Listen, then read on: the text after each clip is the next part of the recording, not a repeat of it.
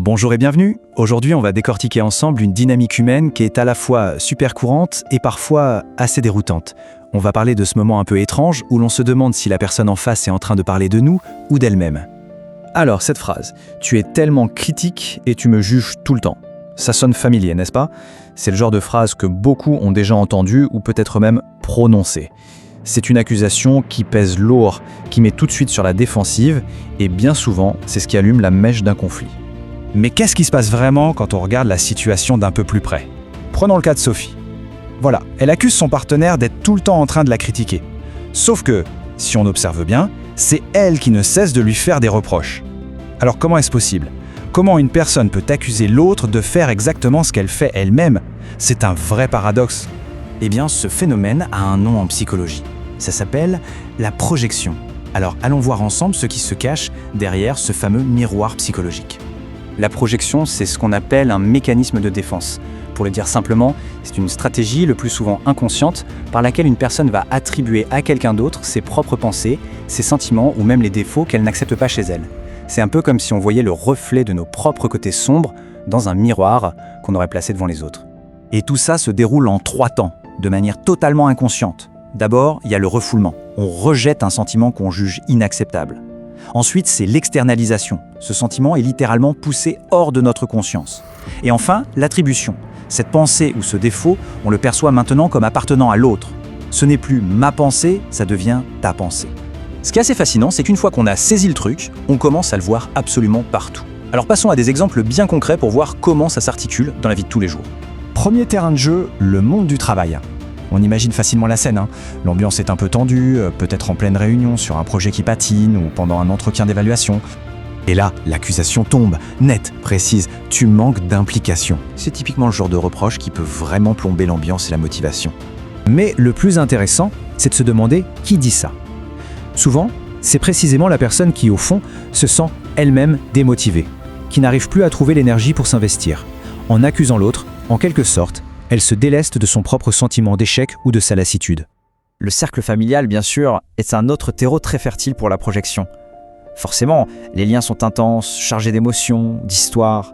Prenons un autre exemple. Un père qui punit très sévèrement son jeune fils pour ce qu'il appelle des caprices ou des crises de colère. Chaque fois que l'enfant exprime sa frustration un peu fort, la punition est immédiate et souvent disproportionnée.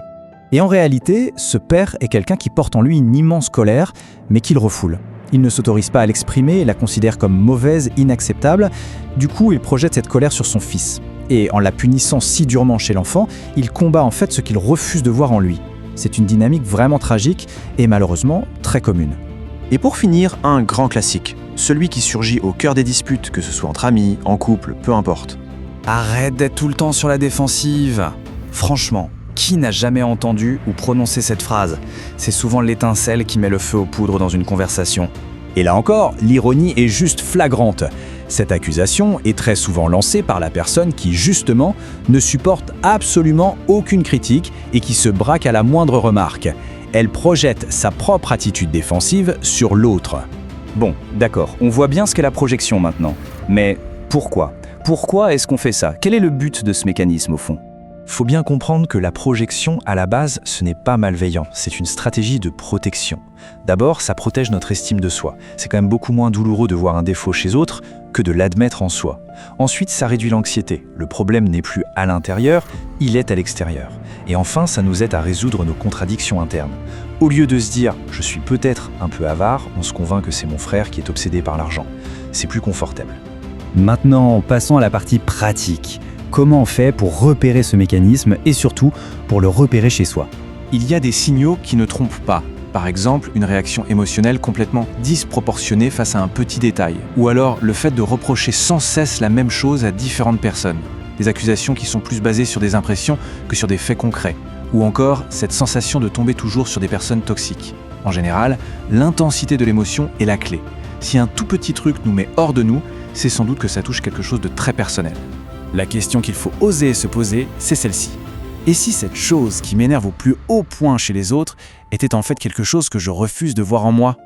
Reconnaître ce schéma, c'est déjà un pas de géant. Alors maintenant, voyons comment on peut, petit à petit, essayer de briser ce cycle pour avoir des relations plus apaisées et plus authentiques. Le chemin passe par plusieurs étapes clés. D'abord, développer sa conscience de soi. Juste observer ses réactions sans se juger.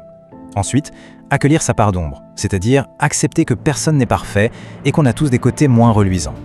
Il faut aussi pratiquer la responsabilité émotionnelle. Ça veut dire remplacer « tu me mets en colère » par « je ressens de la colère quand ». C'est un petit changement de phrase, mais il change tout. Nos émotions nous appartiennent. Et enfin, pourquoi ne pas demander l'avis de proches en qui on a confiance? Ils peuvent parfois nous aider à voir nos propres angles morts. Finalement, pour conclure, on pourrait citer le grand psychologue Carl Jung qui disait « Tout ce qui nous irrite chez les autres peut nous conduire à une meilleure compréhension de nous-mêmes. Nos frustrations envers les autres ne sont peut-être pas des impasses, ce sont peut-être des cartes, des indices précieux qui nous guident vers notre propre monde intérieur. » Voilà une piste de réflexion plutôt fascinante.